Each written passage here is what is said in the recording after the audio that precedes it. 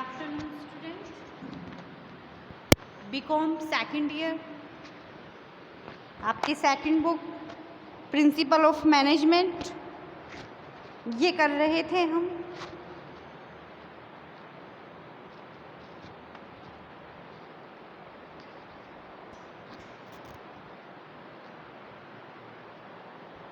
BCom second year,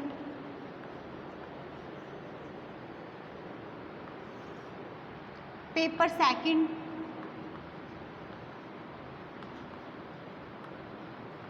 unit first.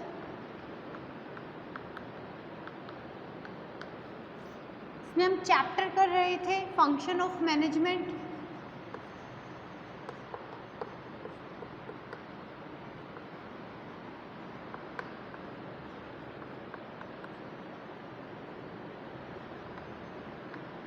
यानी प्रबंध के कार्य।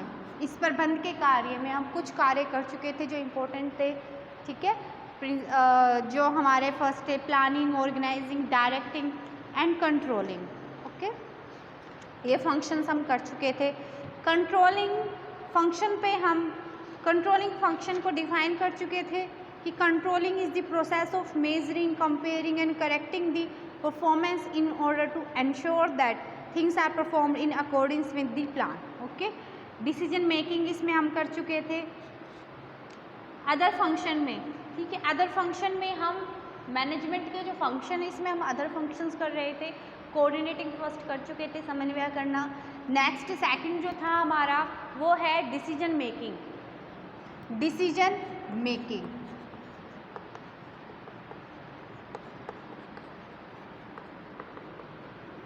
निर्णय लेना।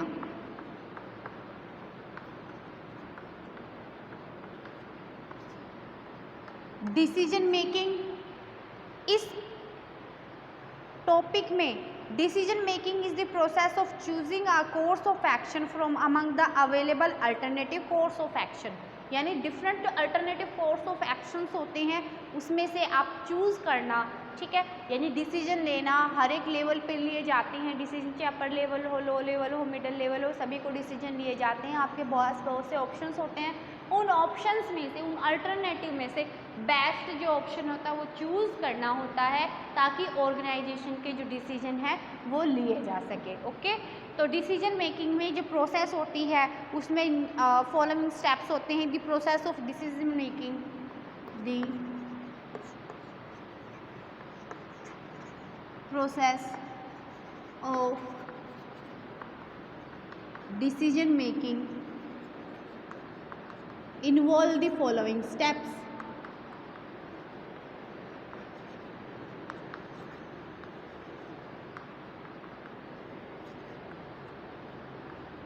तो ये स्टेप्स इसमें इंक्लूड होते हैं। डिसीजन मेकिंग, निर्णय लेने से संबंधित जो स्टेप्स होते हैं इसमें निम्नलिखित जो स्टेप्स होते हैं। फर्स्ट है एनालाइजिंग द प्रॉब्लम।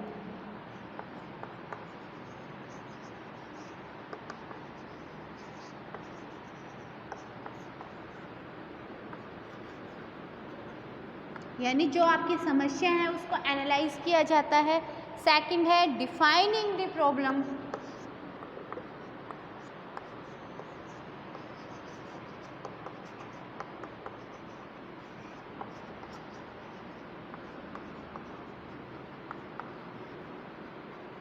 फर्स्ट क्या होता है, हम एनालाइज करते हैं कि प्रॉब्लम क्या है, फिर उस प्रॉब्लम को डिफाइन करते हैं कि एक्चुअल में प्रॉब्लम हुई कैसे है, क्या प्रॉब्लम हो चुकी है, उसके बारे में। नेक्स्ट जो स्टेप होता है डिसीजन मेकिंग का, developing alternative course of action. Next है developing alternative course of action. जो अल्टरनेटिव कोर्स ऑफ एक्शंस होते हैं वो डेवलप किए जाते हैं। और developing alternative solution to the problem, या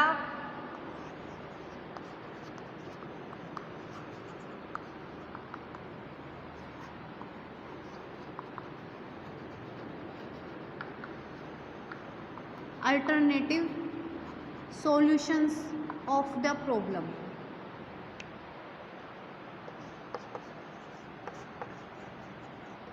जो प्रॉब्लम्स होती है उसके डिफरेंट जो वैकल्पिक होते हैं या विकल्प होते हैं वो डेवलप किए जाते हैं। उस प्रॉब्लम के लिए हम क्या अल्टरनेटिव, क्या विकल्प में चूज़ कर सकते हैं, वो डेवलप किए जाते हैं वैकल्पिक। ठीक है, सॉल्यूशन यानी किसी प्रॉब्लम के बहुत से सॉल्यूशंस होते हैं वो खोजे जाते हैं। Evaluating and choosing the best course of action.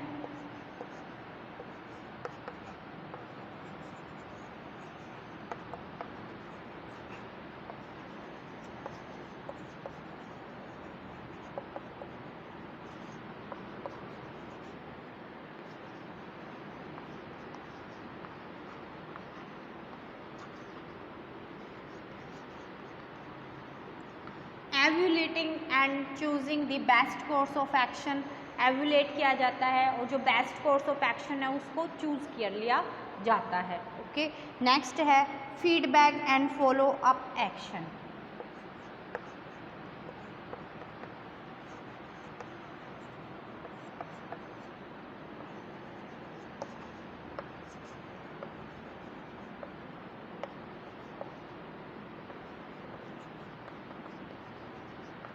Feedback and follow up action.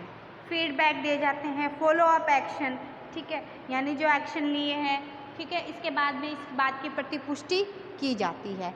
Making rational decision is a major challenge to a manager in today's world but he can make a sound decision by following the above state process. ठीक है, यानी ये process की जाती है। इसमें जो decision making में सबसे पहले हम प्रॉब्लम को देखते हैं कि प्रॉब्लम क्या है, उसको डिफ़ाइन करते हैं। डिफ़ाइन करने के बाद उस प्रॉब्लम को सॉल्यूशन के लिए बहुत से अल्टरनेटिव देखते हैं कि हम कौन से अल्टरनेटिव यूज़ कर सकते हैं उस प्रॉब्लम को दूर करने के लिए। ओके, और फिर अल्टरनेटिव जो कोर्स होते हैं, अल्टरनेटिव डिफरेंट जो अल्टरनेटिव हैं उनमें से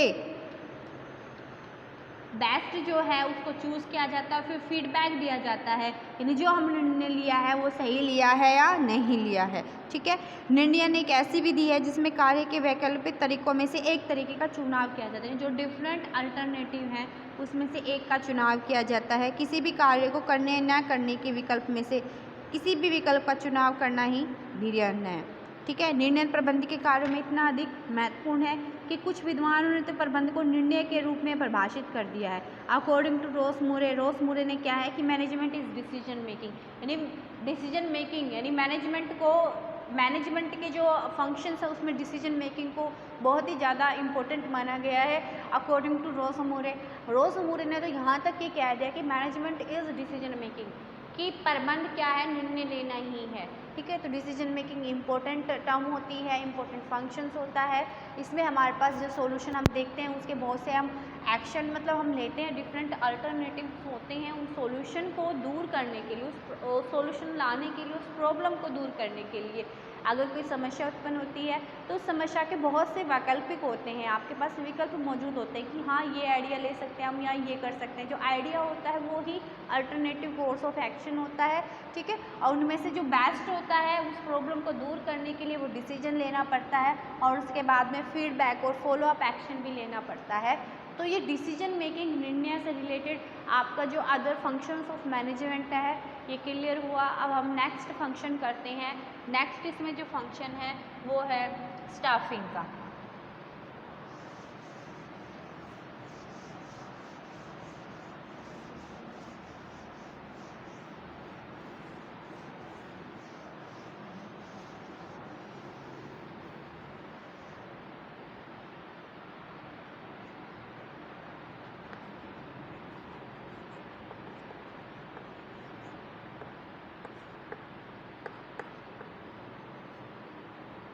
नियुक्ति का।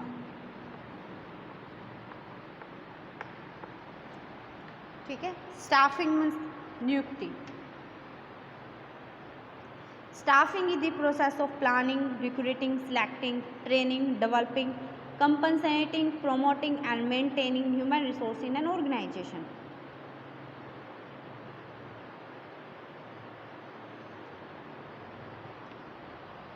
यानी नियुक्ति, staffing is a process of staffing is a process of planning,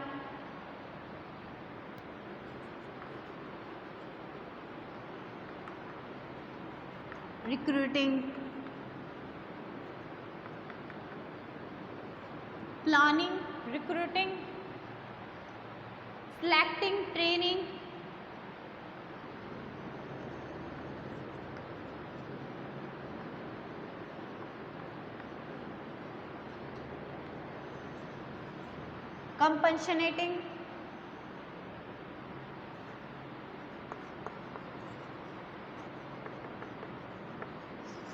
compensating, promoting and maintaining human resources.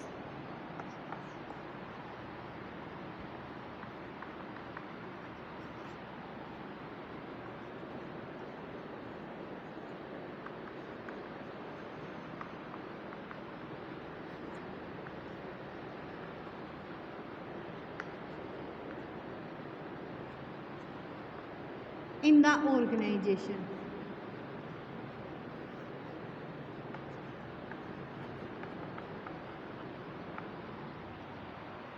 Compensating, promoting and maintaining human resource in the organization. यानी नियुक्ति में क्या होता है,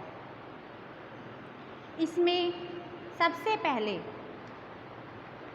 जब आप स्टाफिंग करते हैं ऑर्गेनाइजेशन में, हमें पता है कि जो ऑर्गेनाइजेशन है उसमें जो ह्यूमन रिसोर्सेज है बहुत ही इंपॉर्टेंट रिसोर्सेज होता है। अदर जो रिसोर्सेज होते हैं मटेरियल, मशीन, उनमें human resources main important role play करता है। क्यों? ऑर्गेनाइजेशन तो ह्यूमन से ही तो चलती है। अकेले मैन मशीन्स हैं, जो मशीन्स हैं, मटेरियल्स हैं, उनसे क्या ऑर्गेनाइजेशन को आप चला सकते हैं? नहीं। उनको काम तो किसमें उनको यूज़ तो कौन करता है? ह्यूमन्स ही करते हैं। ओके, तो उसमें ह्यूमन्स की जो स्टाफिंग करते हैं, नियुक्ति करते हैं, इसमें हम सबसे पहले प्लानिंग करते हैं। प्लानिंग मतलब कि हमें कितने ह्यूमन रिसोर्सेज की हमारे ऑर्गेनाइजेशन में ज़रूरत है, इसकी हम प्लानिंग करते हैं। फिर है रिक्रूटिंग, भर्ती करी जाती है, वेरियस सोर्सेज यूज़ किए जाते हैं रिक्रूटिंग के लिए। ठीक है, यानी इंटरनल सोर्सेज से आप भर्ती कर रहे हैं, एक्सटर्नल सोर्सेज से। इंटरनल सोर्सेज या तो आपकी ऑर्गेनाइजेशन पहले से एस्टेब्लिश है, उसी में से कर रहे हैं, जैसे प्रमोशन के थ्रू, ट्रांसफ़र के थ्रू। ठीक है, तो ऐसे आप कर रहे हैं रिक्रूटिंग, या एक्सटर्नल सोर्सेज का यूज़ कर रहे हो, बाहरी स्रोतों का यूज़ कर रहे हो, उसकी वजह से आप रिक्रूटिंग कर रहे हैं। ठीक है, यानी जो बहुत सी एजेंसीज़ हैं उसके माध्यम से कर रहे हैं, इंस्टीट्यूशन के माध्यम से कर रहे हैं। ठीक है, या पब्लिक को वैसे बुला रहे हो आप, ऐड देकर, एडवर्टाइज देकर। ठीक है, फिर इन सोर्सेज के बाद उसका सिलेक्शन होता है, सिलेक्टिंग, यानी इंटरव्यू वगैरह लिए जाते हैं, उनके डिफरेंट टेस्ट लिए जाते हैं, उनके बेस पे उनकी नियुक्ति की जाती है, उनमें से चयन किया जाता है। नियुक्ति नहीं, यहाँ सिलेक्शन होगा, जो बेस्ट होगा उसका सिलेक्शन होगा। अब सिलेक्शन देने के बाद सिर्फ यहाँ ही नहीं कि स्टाफिंग कर दिया आपने, नियुक्ति कर दिया, ठीक है, उसके बाद उनको ट्रेनिंग दी जाती है। फर्स्टली वो जो ऑर्गेनाइजेशन में आए हैं उनके लिए उनको ट्रेनिंग दी जाती है, उनको काम सिखाया जाता है उससे रिलेटेड। ठीक है, और जो पहले से ही मतलब ऑर्गेनाइजेशन में है उनको ट्रेनिंग यानी प्रशिक्षण दिया जाता है। कंपनसेटिंग मतलब उनको प्रॉपर रेम्यूनरेशन वगैरह दिया जाता है। ओके, रेम्यूनरेशन वगैरह दिया जाता है, बोनस भी दिया जाता है, अगर वो अच्छा काम करे उनको प्रमोट किया जाता है उनके डेवलपमेंट के लिए। ठीक है, ट्रेनिंग के साथ साथ उनको प्रमोट भी किया जाता है। ठीक है, प्रमोटिंग मतलब उनका जो प्रमोशन कर दिया जाता है अगर अच्छा काम कर रहे हैं उनको। And maintaining human resource in the organisation, human resource को बनाए रखना, मेंटेन रखना, ताकि वो ऑर्गेनाइजेशन को छोड़कर ना जा सके, जो एब्सेंटिज्म है उसको रिड्यूस करना। ठीक है, तो ये सब स्टाफिंग के अंतर्गत आता है। स्टाफिंग के अंदर only planning, recruitment and selection ही नहीं आता, बट उस ह्यूमन रिसोर्सेज की ट्रेनिंग भी, उनको प्रॉपर रेम्यूनरेशन यानी वेतन देना, उनको प्रमोट करना, उनको बनाए रखना, ये भी आता है। ये भी इम्पोर्टेंट फंक्शन है, ह्यूमन जो मैनेजमेंट है उसका इम्पोर्टेंट फंक्शन है। ओके, तो staffing function aims at placing the right person to the right job on a sustain basis. Okay, यानी राइट पर्सन को राइट जॉब पे प्लेस करना ही स्टाफिंग नियुक्ति कहलाता है। It is concerned with strengthening the human resource of an organisation by following sound personal policies, ठीक है। यानी ह्यूमन रिसोर्स को स्ट्रेंथ करने के लिए, उनकी मजबूती के लिए सबसे पहले क्या है, उनकी रिक्रूट भर्ती करना, उनको ट्रेनिंग देना, उनकी डेवलपमेंट, उनका विकास करना, ये स्टाफिंग के अंतर्गत ही आता है। Staffing function is an essential function of management. It helps in determining the right quality and quantity of human resources and organization, ठीक है। यानी ये right quality और right quantity में, यानी quantity यानी जितनी ज़रूरत है उतनी ही ऑर्गेनाइजेशन में आप ह्यूमन रिसोर्सेज आपके पास हो, और क्वालिटी बेटर क्वालिटी, यानी राइट पर्सन राइट जॉब पे हो, यानी जिस पद पे उनकी नियुक्ति हो रही है उसके अकॉर्डिंग उनकी क्वालिटी भी होनी चाहिए, उनकी एजुकेशन भी उस हिसाब की होनी चाहिए, उनकी क्वालिफिकेशन भी अकॉर्डिंग टू द जॉब होनी चाहिए। तो ये सिलेक्शन जो प्रोसेस है इसमें ध्यान दिया जाता है इस बात पे। ओके, क्लियर हुआ ये point. It helps in discovering the source of human resources, ठीक है। और ये हेल्पफुल होता है कि हम ह्यूमन रिसोर्स को कहाँ से डिस्कवर करें। सोर्सेज का मतलब मैंने रिक्रूटमेंट के लिए आपने बता ही दिया कि वेरियस सोर्सेज हम यूज़ करते हैं जो हमारे ह्यूमन रिसोर्सेज हैं उसको रिक्रूट करने के लिए। इंटरनल सोर्सेज आंतरिक स्रोत भी ले सकते हैं, एक्सटर्नल सोर्सेज यानी संस्था के अंदर से अगर भर्ती कर रहे हैं तो इंटरनल सोर्सेज आंतरिक स्रोत, संस्था के बाहर से अगर भर्ती कर रहे हैं तो उसको एक्सटर्नल सोर्स बोला जाता है। Okay, it ensures selection and maintenance of right human resources to the right job on a sustained basis. The function of staffing may be performed by all managers, but in big organization the staffing function is performed as separate department which is known as human resource or personnel department, ठीक है। Mainly तो सभी जो manager होते हैं छोटी organisation में, तो उनके जो मैनेजर्स होते हैं वो ये फंक्शन परफॉर्म करते हैं स्टाफिंग करने का, ठीक है, रिक्रूटमेंट करने का। But in a big organisation में एक सेपरेट डिपार्टमेंट बनाया जाता है जो स्टाफिंग करता है, ये सारे काम करता है, जिसको हम human resource management, human resource department भी बोल सकते हैं या पर्सोनल, ठीक है, सेव वर्गीय विभाग भी बोल सकते हैं, मानव संसाधन प्रबंध करना, मानव संसाधन विभाग भी बोल सकते हैं, human resource department and personnel management, ठीक है, या डिपार्टमेंट, ठीक है। तो सेव वर्गीय विभाग भी होता है, मानव संसाधन विभाग भी होता है, दो तरह के विभाग मतलब सेम ही है वो, ठीक है। तो वो जो डिपार्टमेंट है वो ये काम करता है। कौन कौन सा department? Human resource department and personnel जो डिपार्टमेंट होता है वो स्टाफिंग करने का क्या है, ये फंक्शन परफॉर्म करता है। नए जो हमारे कर्मचारी उनकी नियुक्ति करता है, उनको सिलेक्ट करता है, उनको ट्रेनिंग भी देता है। ओके, तो ये क्लियर हुआ, ये फंक्शन आपको हो गया क्लियर। नेक्स्ट हम चलते हैं, वो है नेक्स्ट में है इनोवेशन। सेकंड इसके बाद जो फंक्शन है वो है इनोवेशन।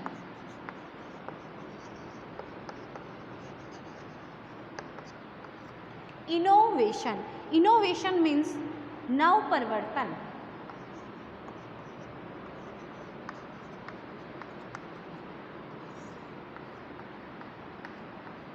इनोवेशन नव परिवर्तन।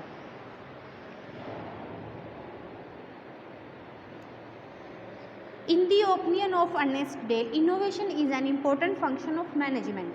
Innovative consists of developing new and better way of doing things, ठीक है। तो इनोवेशन मतलब क्या होता है कि कोई भी काम करने का नया तरीका करना।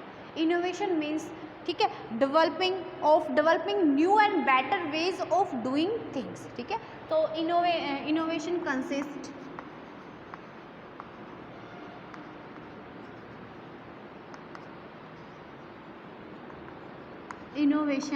कंसिस्ट यानी इनोवेशन कैसे बना है, ऑफ डेवलपिंग न्यू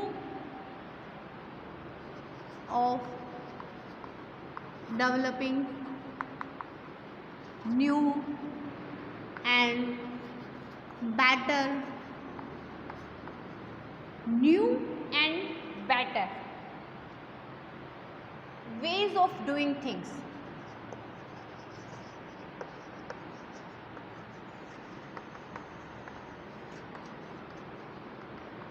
ओके, कि इनोवेशन में क्या है, इनोवेशन में हम उसका विकास करते हैं जिससे हम किसी काम को नए तरीके से और अच्छे तरीके से कर सके। तो इनोवेशन का होना ज़रूरी है, ठीक है। एग्जांपल हम ले सकते हैं कि जैसे पहले बैंक में मैनुअली काम होता था, कंप्यूटर का यूज़ होने लगा, तो ये एक इनोवेशन तो हुआ, ठीक है। तो अब इनोवेशन से अब हम काम को जल्दी भी करते हैं और अच्छी क्वालिटी का भी होता है।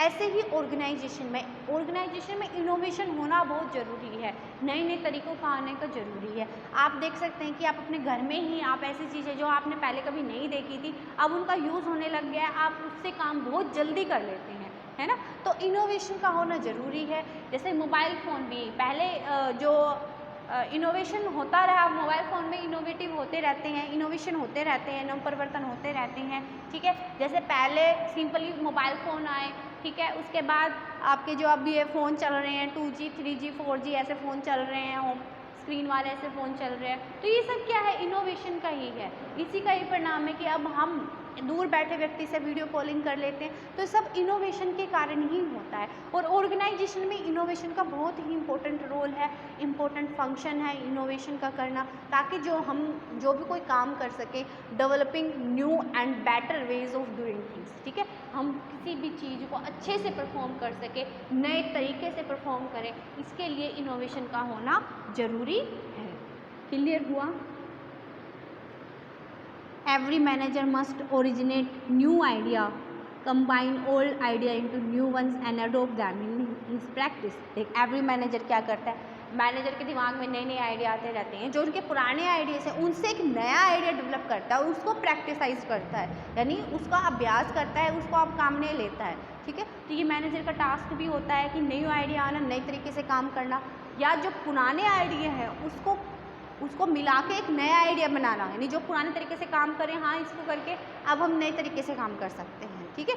तो और उसको प्रैक्टिस में लेके आना, ये हर एक मैनेजर करता रहता है। ये सोचता है कि हम नए तरीका कैसे करें जिससे हमारा जो काम है वो अच्छे से हो सके। Clear? Some expert do not regard innovation as a separate function of management, कि कुछ एक्सपर्ट्स इसको अलग से एक फंक्शन नहीं मानते हैं। They contend that planning function encompasses innovation because a manager plans for new activity, ठीक है। इसलिए प्लानिंग फंक्शन में ही ये भी इसका एक सब फंक्शन ही है। जैसे डिसीजन मेकिंग को सब फंक्शन बताया गया था, जैसे डिसीजन मेकिंग को एक सब फंक्शन बताया गया था प्लानिंग प्रोसेस का, प्लानिंग का, उसी तरह इनोवेशन को भी प्लानिंग का एक सब फंक्शन बताया जाता है। क्यों? अब इनोवेशन में हम प्लान करते हैं कि नई एक्टिविटी हम परफॉर्म करेंगे, ठीक है। इनोवेशन मतलब हम न्यू एक्टिविटी कुछ कर रहे हैं, ठीक है। तो उसकी प्लानिंग, इसलिए इसको प्लानिंग का एक सब फंक्शन भी बोला जाता है। And new ways of doing things one the old way do not suffice, ठीक है। इसलिए हम नई चीज़ें करते हैं। क्यों? ओल्ड चीज़ें, जो पुरानी चीज़ों से हम काम कर रहे हैं वो सफिशिएंट यानी पर्याप्त नहीं है। According to Ernest Dale contends that this may lead to a lack of emphasis on the need of innovation, ठीक है। यानी जो पुराने तरीके से हम काम कर रहे हैं वो सफिशिएंट नहीं है, उससे हम ज़्यादा उत्पादन नहीं कर पा रहे हैं, इसलिए हमें कुछ नया सोचना है। नया सोचना मतलब इनोवेशन करना है, नव परिवर्तन करना है। देखिए, वर्तमान युग में कोई भी व्यवसाय तब तक जीवित नहीं रह सकता जब तक कि नव परिवर्तन ना करें, यानी हम कुछ इनोवेटिव उसमें ना करें, कुछ नया नहीं सोचें, तब तक कोई भी व्यवसाय या कोई भी बिजनेस एग्जिट नहीं रह सकता है। हो सकता है ऐसा कोई बिजनेस पहले से ही शुरू है, ठीक है, और वो जो पहले वाले तरीके से अगर हम करते आए, जैसे भी अब तो पहले सूत के धागे हाथ से बनते थे, अब मशीनों का यूज़ होने लगा। कोई मशीन का यूज़ ना करे तो क्या ज़्यादा दिन तक रह सकता है, उसकी क्वालिटी में भी इफेक्ट आता है ना। तो जब तक कोई भी ऑर्गेनाइजेशन इनोवेशन नहीं करेगा तो वो जीवित ही नहीं रह सकता। क्यों? लोग उसकी खरीदारी, उसकी फर्म से खरीदना कम बंद कर देंगे, और जो बेटर क्वालिटी उसको मिलेगी, ठीक है, तो वहाँ पे खरीदेंगे वो। ओके,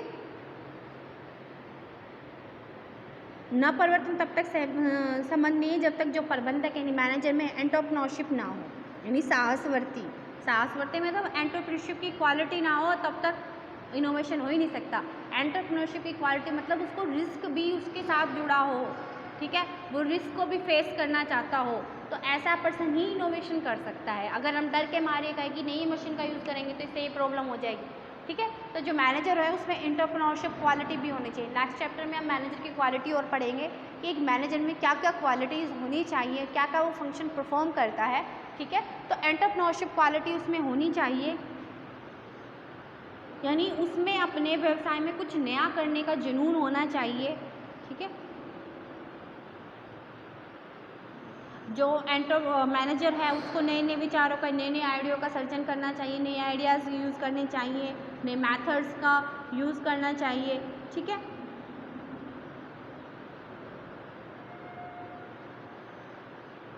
तो ये था आपका इनोवेशन कंप्लीट हुआ। अब नेक्स्ट इसमें हम चलते हैं representation.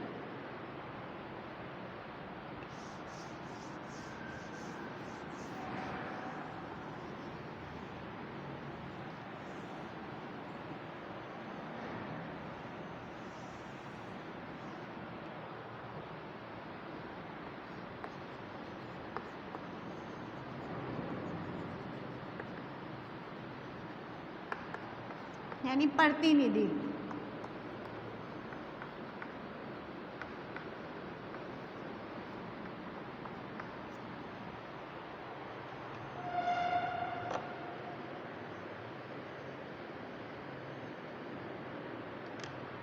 Ernest Dale also contends that representing the organization is also a function of a manager। ठीक है, कि जो रिप्रेजेंट करना ऑर्गेनाइजेशन का भी, वो भी एक इम्पोर्टेंट फंक्शन है मैनेजर का। ठीक है, ऑर्गेनाइजेशन का प्रतिनिधित्व करना, ऑर्गेनाइजेशन को रिप्रेजेंट करना, ये एक इम्पोर्टेंट फंक्शन है मैनेजमेंट का। ठीक है, तो representation an important function of a management, management का एक इम्पोर्टेंट फंक्शन है। ठीक है, every manager represent his organization, every manager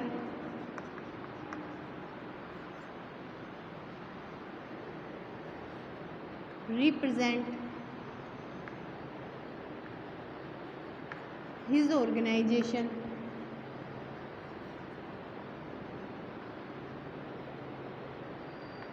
to every manager represent his organization to his organization while dealing with a number of outside group, while dealing a number of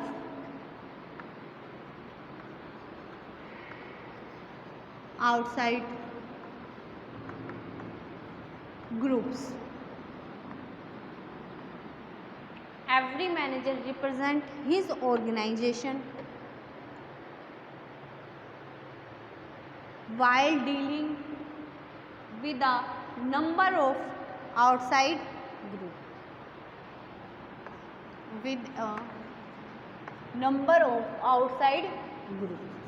ठीक है, यानी जो प्रत्येक जो manager है वो जब एक से ज़्यादा, ठीक है, नंबर ऑफ आउटसाइड ग्रुप, यानी एवरी मैनेजर रिप्रेजेंट अपने ऑर्गेनाइजेशन को रिप्रेजेंट करता है while dealing with a number of outside group, बाहर के जो ग्रुप्स होते हैं उनके सामने। They include share holder, trade unions. इसमें कौन कौन से इंक्लूड, क्या क्या इंक्लूड होता है, यानी आउटसाइडर कौन कौन से होते हैं। दे इंक्लूड शेयर होल्डर,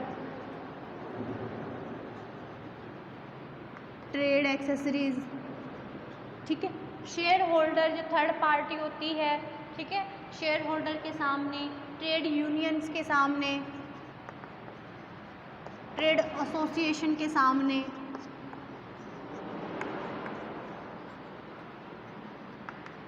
ठीक है,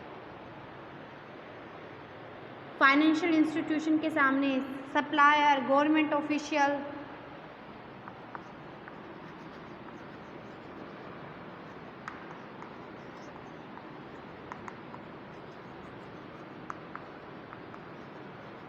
जनरल पब्लिक,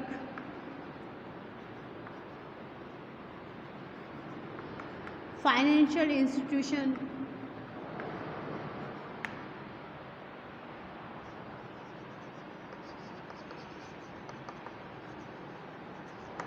ओके।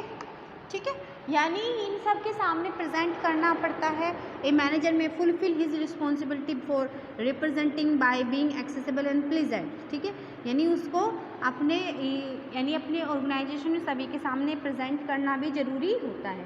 ठीक है, ये भी एक महत्वपूर्ण कार्य है। वर्तमान युग में प्रत्येक संस्था वर्तमान की प्रणाली है जो वातावरण की अनेक संस्थाओं यानी इनसे प्रभावित भी होता है, इनसे संपर्क बनाना, यानी इन पार्टी के साथ संपर्क बनाना भी जरूरी होता है।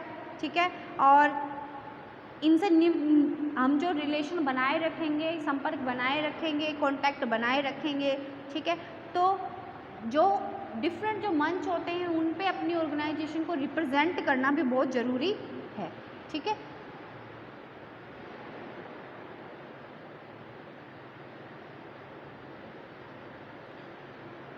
तो आपके जो 4 इंपॉर्टेंट जो फंक्शन है, मेनली जो मैनेजमेंट में 4 इंपॉर्टेंट फंक्शन होते हैं, planning, organising, directing and controlling. ये 4 फंक्शन तो माने ही जाते हैं, ठीक है।